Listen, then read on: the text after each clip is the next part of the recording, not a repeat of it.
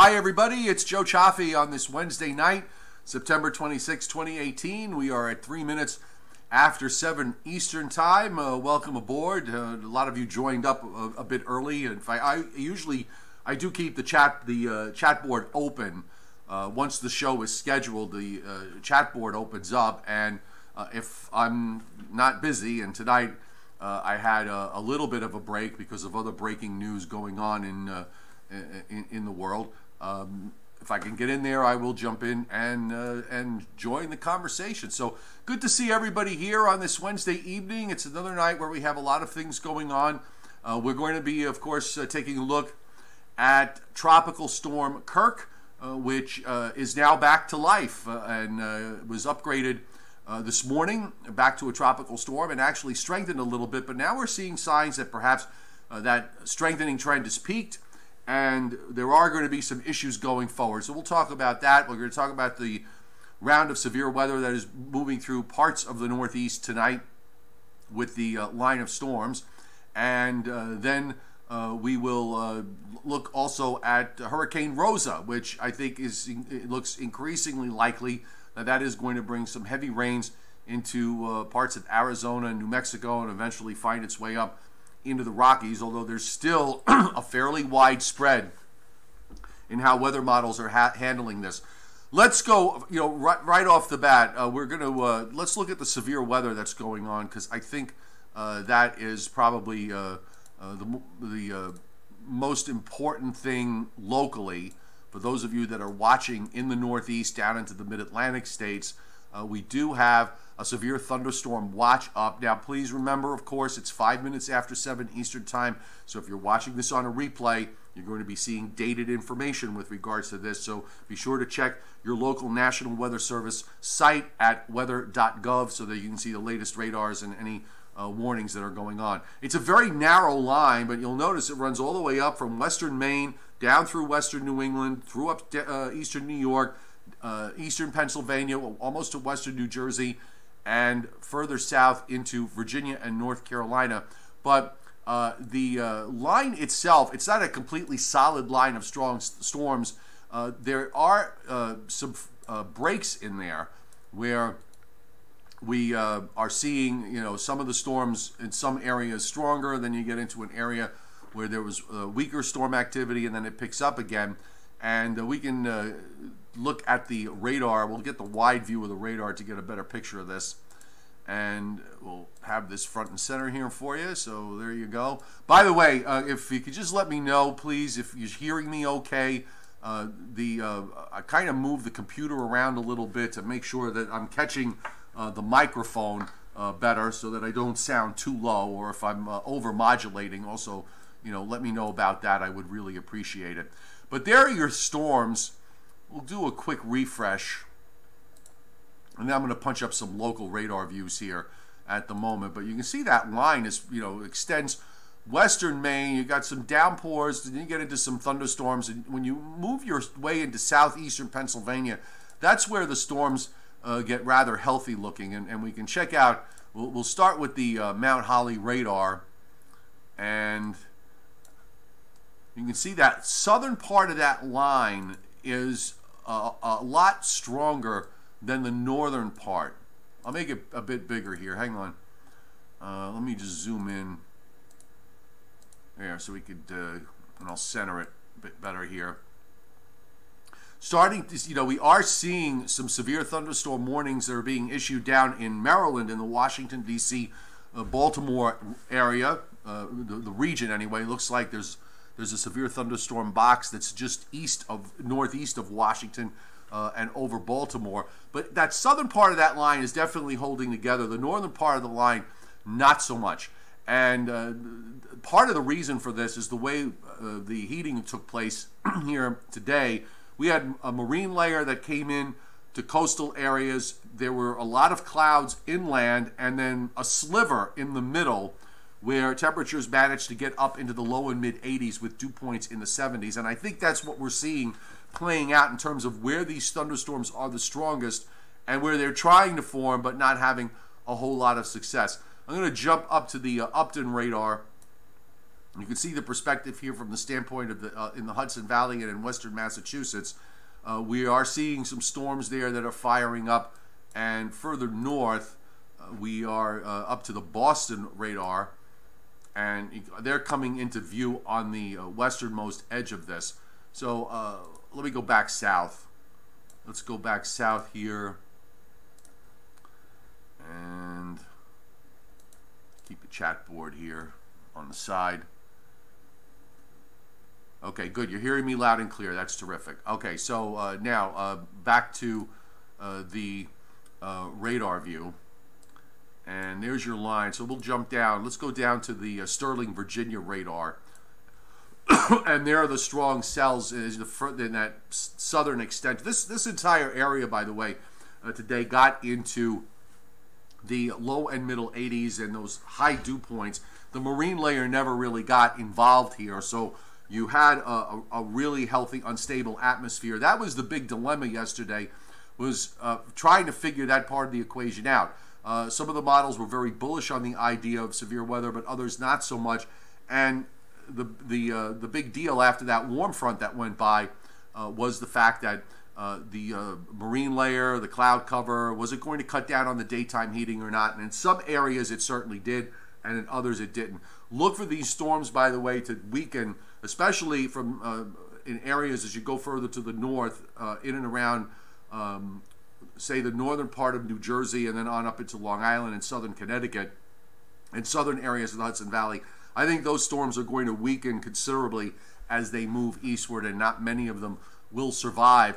The biggest issue is the flash flooding, because we had rainfall amounts yesterday in my neck of the woods, half a foot or more in some places. So the flooding threshold here is low for many of these storms. It puts down a quick inch of rain, you're going to wind up with flowing water. So just bear that in mind.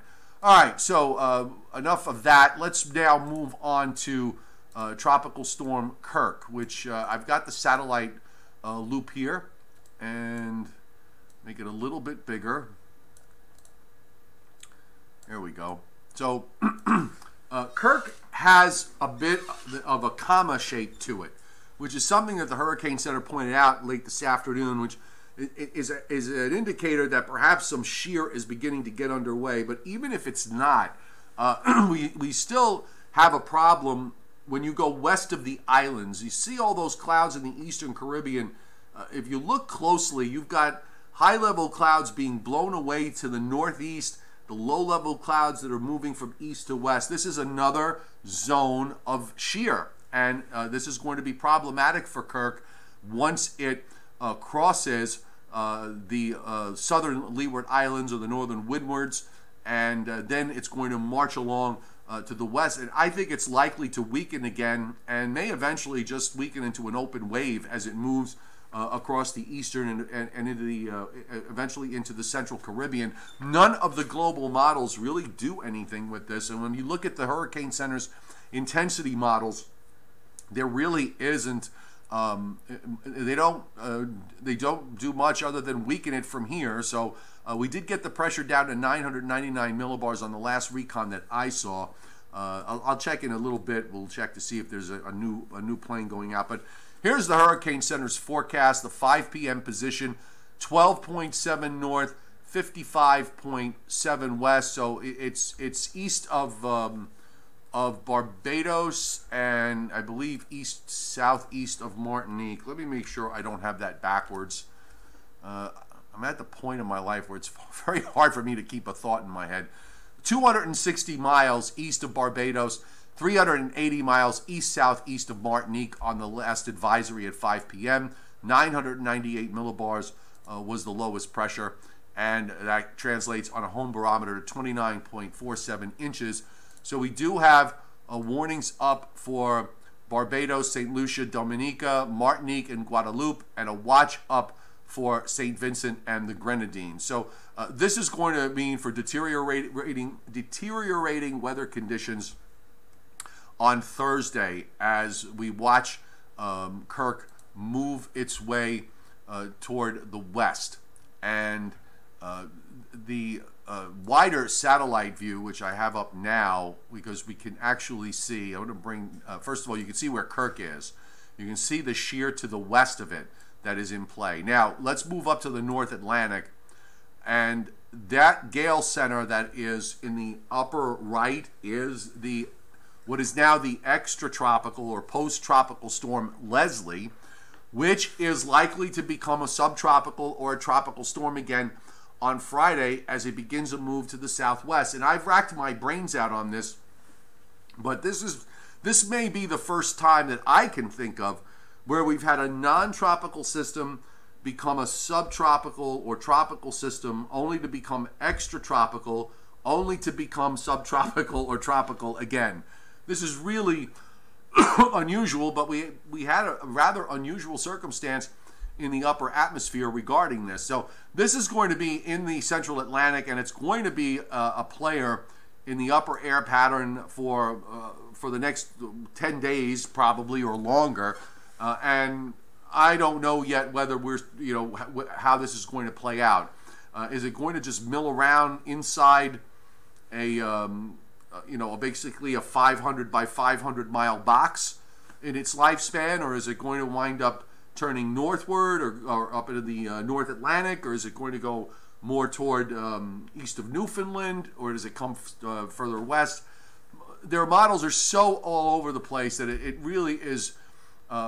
It's kind of hilarious in terms of the different variations that you get to see with these sort of things with respect to the forecast. I've got the GFS up. This is the new GFS from late this afternoon, which offers its own ideas and solutions with this that are more than contrary to what they were. You know what? Before we do that, though, let's go to Kirk, since that is front and center, and I just want to show you how the model handles it here. There you see it. This is for 8 o'clock tonight, and the GFS passes it to the north of Barbados here by tomorrow afternoon, and then looks like it takes it over Guadeloupe, and then moves it west-northwestward. There will be some rain and gusty winds, but let's make no mistake, this is not last year, this is not Irma, and this is not Maria. I'm sure these areas are still very much compromised from the impact of those two major hurricanes, but we are dealing with something here that is more on the nature of it is right now a strong tropical storm. Notice the pressure actually rises as it moves westward into the eastern Caribbean, and then it's just about gone by the time we get to Saturday. You can barely find it here as an open wave, and when you look up to the upper right, you can see how the GFS on this run is handling what will, I assume, be either subtropical storm or tropical storm or Hurricane Leslie, who knows at this point, at 34 and 52, so it's way out, and it drops it southward and kind of loops it around, and then it starts to take it northeastward from there, and then we're done. So we'll see. I honestly, I don't know. And when we look at the longer range, at least on this run, it looks like the GFS wants to spin up a few things. I think we're starting to see the shift away from the development zone in the tropical Atlantic and shifting it westward, which is you would normally see as you go into October. More of the development takes place from, say, 60 degrees westward. And you start to get into more favorable zones in the Northwest Caribbean and Gulf of Mexico as you go through the month. But it's a process, and we'll just have to see how it all plays out. I'm not really going to be too concerned with respect to Leslie at this point, because it's just it's out there in the middle of the Atlantic. So it doesn't have any practical importance at this stage of the game. If it ever winds up showing us where it's coming westward and gets inside 60 and it's somewhere between 30 and 35 north, then I'll pay attention to it. I'll have stronger interest. All right, so we are still left with the same dilemmas here that we were left with yesterday, and I think the best thing to do is we'll go to the North Pacific region of the upper air, and well, actually, we'll go to the surface first. So I want to take a look again. Now, of course, we're watching Typhoon Trami as it moves toward and over Japan and continues on its northeasterly course, eventually getting becoming extratropical. There's another system that the GFS indicates moving toward that area a little bit further to the west this time around as it passes west of Japan. But as far as our weather is concerned, the question remains as to what happens when Trami energizes this extratropical system that is going to be in the Pacific. Is it going to set up, as it does here on the GFS, along the international date line, or is it going to push more into the Gulf of Alaska? And that is going to be key to the overall weather pattern across North America. I want to show you the Europeans' view here because the European has a different idea of where this is going. It continues to want to push whatever is Trami, the extratropical low, that it wants to push it toward the Aleutians with a trough that extends down off the northwest coast of Canada, so you get a ridge in the west and a trough in the east. During the night, remember back to yesterday, if you were watching, we had the European with a trough in the east and a ridge in the west, and the GFS for the same time frame completely the opposite with the ridge in the east and the trough in the west. And then during the night, the GFS kind of flipped to the way the European was, and now it's sort of gone back the other way, so there's still some confusion with respect to the models and how they're handling it. This is the European on day 10, for example, and then this is the GFS. Trough more in the west, ridge more in the east on the GFS.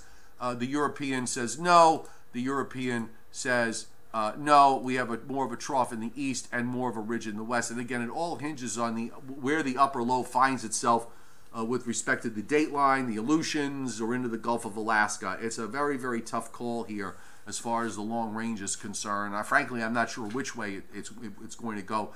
The ridge in the east wants to be persistent. The European today, I mean, it's kind of, sort of flattens out a bit going into this weekend and into early next week. Then it pops up later next week for a day or two until a shortwave trough swings around in the northern stream, and this is where the European starts to bring down the jet stream from Canada into the northeast.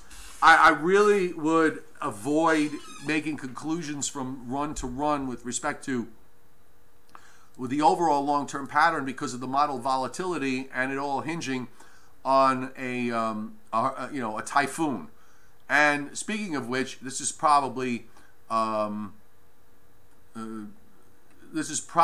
the good time to go and take a look at Rosa, which is in the Pacific.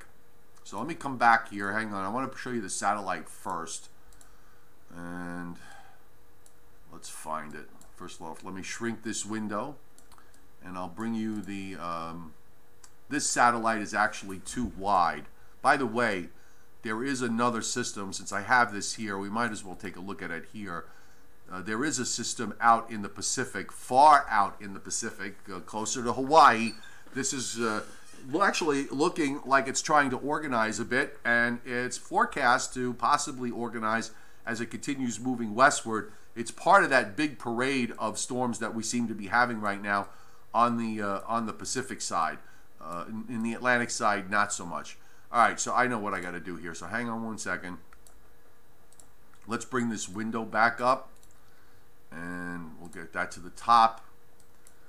Maps, as always, folks, courtesy of tropicaltidbits.com, your go-to site when it comes to taking a look at all the models. It's definitely it's a great site. Levi Cowan does a terrific job, by the way. I know I've said that many times, and I can't say it enough. His stuff is just awesome. All right, let's go to the East Pacific.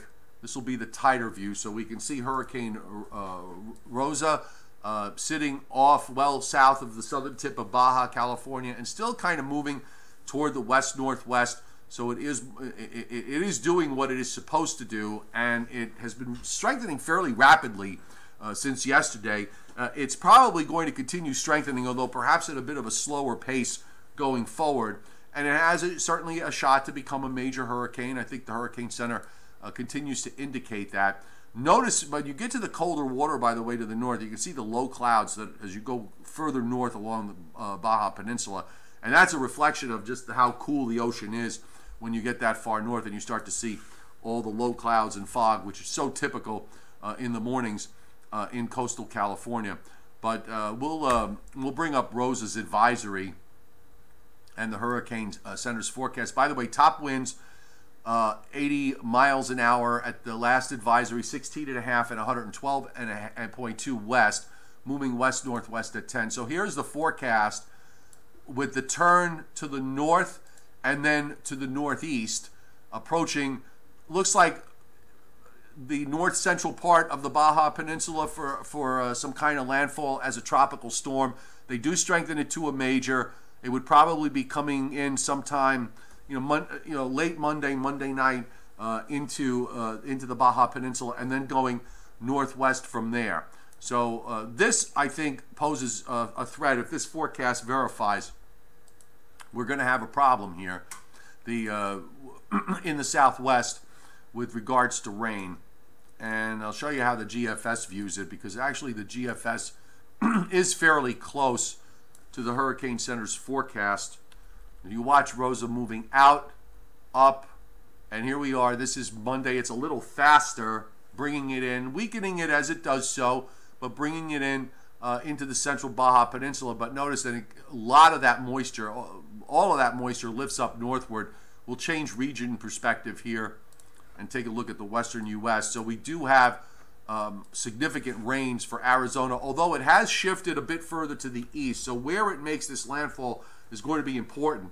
But the GFS anyway has been shifting it away from southeastern California and more into central and eastern Arizona and into New Mexico. And eventually this finds its way up into the central Rockies. And I want to put the frozen on here because we do have some colder air coming down. Remember, the GFS in its long range keeps wanting to make troughing in the west. So you have some colder air and you start to see some snows showing up in parts of Montana and into southwest Canada. So a lot to look at from the standpoint of a potential flooding threat here for the Southwest. Maybe we'll wait another day to figure out a little more certainty from it, but the GFS is pretty bullish on the rainfall amounts. It's 2, 4, 5-inch rain amounts, and these could easily be locally 50% more than that, or possibly even double than that in some places, depending on topography, mountains, and all the rest of it. I'm not really too familiar with. I've only been to Arizona once many years ago, and I'm not really that familiar with how things work out there when it comes to situations like this. So if you're watching from that particular area, I certainly strongly suggest you check your local National Weather Service page and forecast at weather.gov as this situation develops. But give it another day or so and we get a little bit of certainty as far as where this is going to wind up, because there's still a bit of a wide spread when it comes to what the weather models are doing with all this. Now, where are things going here in the east? Well, by the way, for those of you last night who might have been waiting for me to upload the Joe and Joe show, we had a problem. And that problem was the fact that I forgot to hit, there's a go live button that I'm supposed to hit on Facebook to start the show, and I forgot to hit it. And we were 20 minutes into it when I'm just about to wrap it up when I looked at the screen and realized that the show never went live. So we wound up going live for 5 minutes explaining what a dope I was for doing it. But it was the kind of night with so much stuff going on that it was bound to happen. So anyway, that's why I didn't put it up, because I didn't think you'd want to watch 5 minutes of me just saying, Joe and I saying basically nothing, that I forgot to hit the live button. All right, so this front goes through. The southern part of it stalls. Another wave moves up. Johnny Quest, more rain for you. There's breaking news in Western Virginia and West Virginia for Thursday night into Friday morning. But then after that, it does move out, and we do have this nice high that builds in that's going to take care of us through the weekend. And in fact, the dew points are going to drop off quite nicely here and penetrate fairly far to the south. You're going to have 50s dew points by Sunday morning down into South Carolina and even into northern Georgia, northern Alabama, and Mississippi. So this is a nice push of dry air. And for the northeast and northern mid-Atlantic states, we're talking about dew points down in the 40s. So it should be a pretty good weekend. After that, the next high, unlike the past several highs that have gone by to the north with the onshore flow, this actually heads towards Nova Scotia and then kind of drops southward because we're going to have this ridge here in the eastern part of the U.S. And that at least will keep us out of an ocean flow. So the weather Monday and Tuesday may not be too bad. We have a backdoor front that tries to sneak through here on Tuesday. That's when we get into a bit of an onshore flow Tuesday night and Wednesday, but I don't think there's going to be too much to worry about in terms of precip. And then the next front goes by probably sometime on Thursday of next week. So it looks like much of next week could wind up being dry, even for you in the swampland, Johnny, in eastern West Virginia and West Virginia. It is looking a little bit better next week, so we'll keep our fingers crossed that this holds up. Don't really... I'm trying to think if there was anything else I wanted to do tonight. We can take a look. Hang on. Actually, let me bring myself back full screen at this point. I think that's probably a wise thing. I do want to check to see. Let me just check locally what's going on and make sure that my personal weather world is not coming to an end at this point. So just bear with me for 1 second, and then I'll come to the chat board and talk to you guys, do a little shameless self-promoting, and we'll go from there. So just checking to see. We don't have any severe thunder. We have some severe thunderstorm warnings up for southeast PA right now for areas just west of Philadelphia. So I can, and that extends southwards. Remember, that southern part of the line. So if you're watching, again, the timing right now, 7:30 p.m. So if you're watching this later on a replay, this stuff is dated. We've got warnings up for Talbot County in eastern Maryland, Queen Anne's County in northeastern Maryland, Central Caroline County, Kent County, Cecil County in northeastern Maryland, and then up into Delaware, Newcastle, also for Kent, southeastern Berks County, Montgomery County, Chester, and western Delaware County, all in southeastern Pennsylvania. So Philadelphia is still to the west of this. And we also have we just had a warning that looks like it's up till 8 p.m. for Harford County, and this is out of the National Weather Service for the Baltimore, Maryland, Washington, D.C. area. So just to keep you up to date on that. So that's good. So it's quiet for my neck of the woods anyway. For northern New Jersey and into southern the Hudson Valley, Long Island, in and around New York City. For now, it's quiet. That's that northern part of the line that I thought was really not going to be doing very much. So let's get the chat board up. And a collective good evening to everybody, including Chris Alley, who I saw you there. I saw you there a bit earlier. Okay, just running backwards. Joey L Father 25 or Joey L Father 25. Thanks for following me. You're hesitant on joining the board, whether a bit out of hand. The board can get a little, it gets active sometimes, and people, passions are there, and I get that. But as we've been sort of thinning out the herd of the of the flat earthers and the geoengineering people, it's gotten a lot better, at least from what I've been noticing. Okay, Weather Hub TV F shows 994, which is 70 to 75. You're assuming you're talking about which system now? For Kirk, I kind of think it's got a shot maybe to strengthen a little bit more. I'm thinking, but it may be close to its peak at this point. Okay, let's see. William Huber, doing okay, trying to dry out from yesterday. You've been trying to dry out from the summer and today. Yeah, the rains were insane yesterday. Parts of the North Shore of Long Island getting hit pretty hard, especially in and around Port Jeff, which I saw the pictures there of it being underwater. Johnny Quest, is you wondering about the dew points getting that low? Well, you know, the models are taking into account the soil moisture issue, so I'm thinking that it probably has a pretty good idea. This is a decent push of dry air that's coming down out of Canada, so I'm thinking you might have some success at bringing those dew points down. Let's hope so. We don't want to turn your area into a permanent swamp. For sure, we don't want to do that. Okay, so just going back. Okay, we've got the sarcasm, the flat Earth sarcasm going on here, so that's always good. Shelly Man Studios at 99 Wolves. You're carrying, you're making the point I made too. Yes, thank you. By the way, let me just say real quick, I'm working on getting a really cool guest on, but it won't be until week after next. Okay, I'm not going to say who it is, but if you're a winter weather lover and a snow lover, I think you're going to like this person. All right, but I'm going to keep it a secret for now. I will be on vacation starting Saturday and through all of next week. I will be taking my stuff with me. I will be doing some live streams, but they're going to be, they may be at odd times.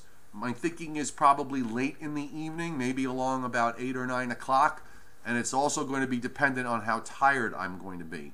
So, so just bear that in mind. I'm not going to completely disappear, but I need a little bit of downtime to recharge my batteries. So, just giving you the heads up.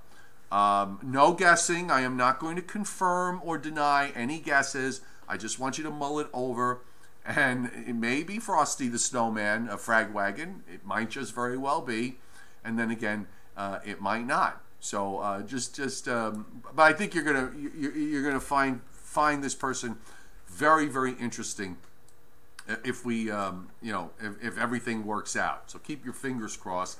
And I'm aiming to do it on YouTube because I think you're with the regular crowd that gathers here.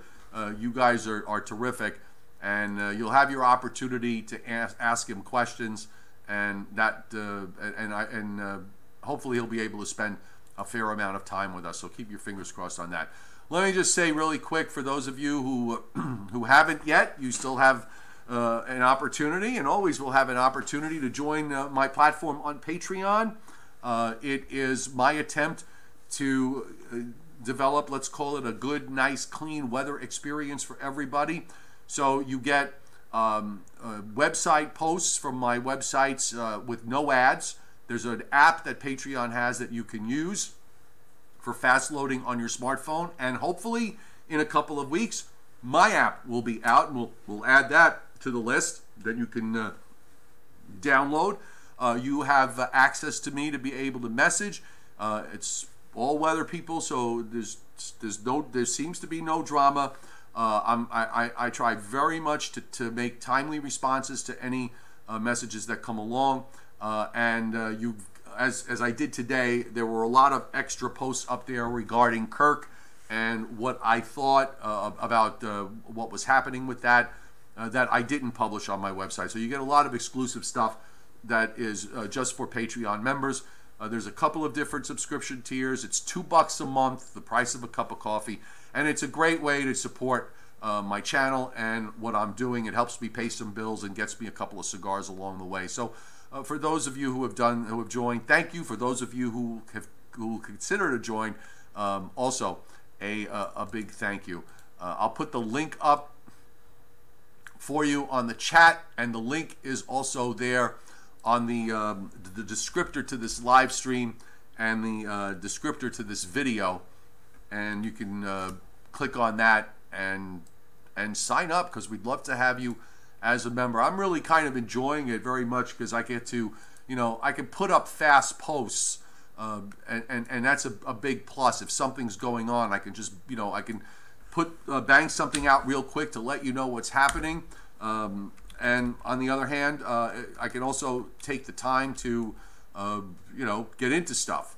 So it's a nice platform, and so far everybody that's been on it that has told me that it's really cool. So I just want to thank everybody.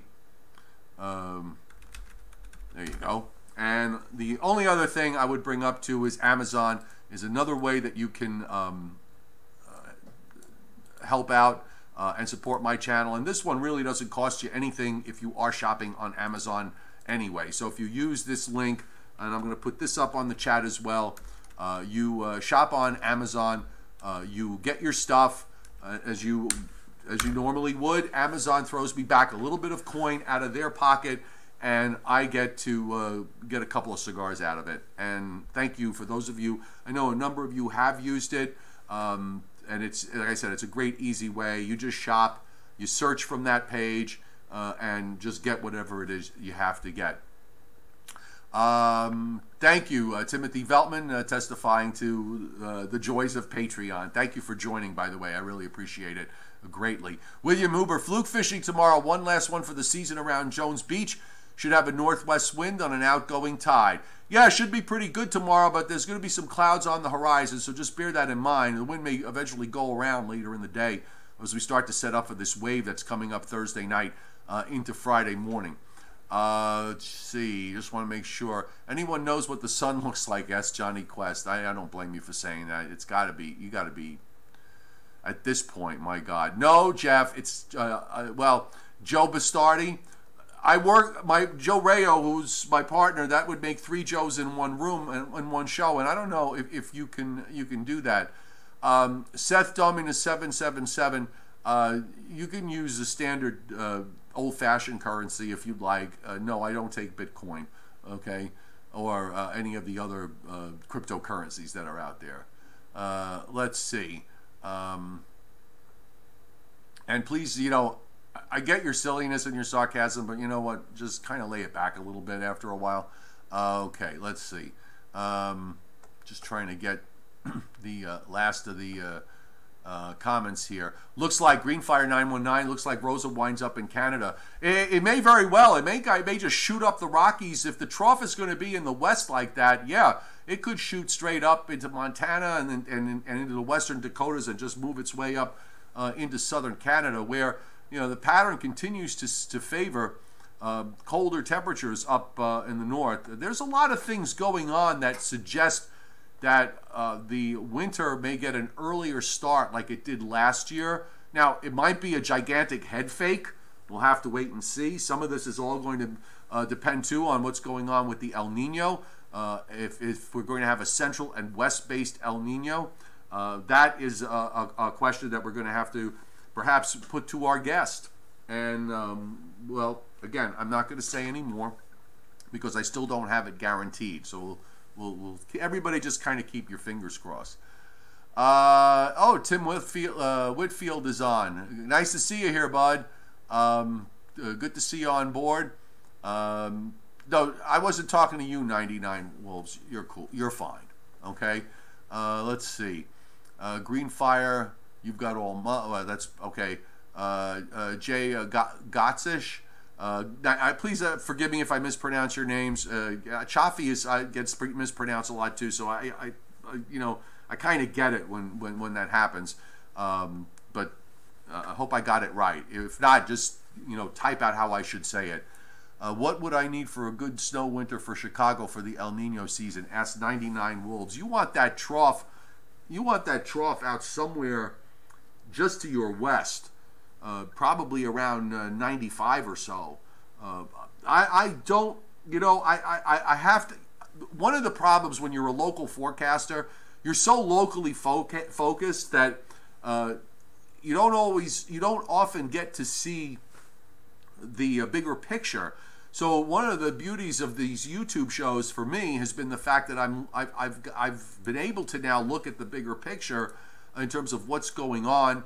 Not just in the East, but nationwide, and it's been a bit of a learning process. So I know what kind of an El Nino brings cold and snowy weather into the eastern part of the United States, but I'm not sure, you know, how the El Nino impacts the Midwest. But I would tend to think that it would probably be any kind of El Nino that's east-based would be really problematic for you, and that it would be for a warmer winter with not a whole lot of snow. So you kind of want that west-based El Nino, at least that would be better. as far as snow in the Chicago area. But let me talk to some of my Midwest buddies. And if I forget, please remind me, because I do tend to forget. Please remind me. Okay, Tim Whitfield, thank you so much for signing up for on Patreon. Really, really appreciate it. No reservations, by the way, as Scott Briller is pointing out, for my talk at the Springfield Library in Springfield, New Jersey on October 17th at 7 p.m. It's open to everybody. And if you are on Long Island, the next talk I have is on October the 9th, Tuesday, October the 9th at 7 p.m. at the Bayport Blue Point Library, which is in Suffolk County, just east of Patchogue. So if you're out in the Long Island area, do come down to the Bayport Blue Point Library. And if you are in New Jersey, the Springfield Library is my first Jersey appearance. And if you're from somewhere else and you want me to show up at your local library, let them know that I'm available and they can get in touch with me and we could see if we are could set anything up. Jay Gotzish, by predicting a colder or warmer winter. I'm not good at long range. I have said that many times, so I could say it again. Long range is not my thing. It is, I can't get my head around it. I like to look at stuff inside the 2 week time frame, really. There's a lot of people that do long range that are a lot better than I am. I've tried so many times to get around it, my head around it, and I just can't.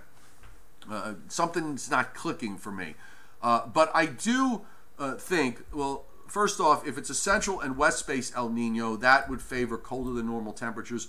There are some early trends going on that, as I said just a little while ago, that perhaps we are going to see weakness in the polar vortex in the stratosphere, which is favorable for colder weather into eastern Canada and into the eastern part of the U.S.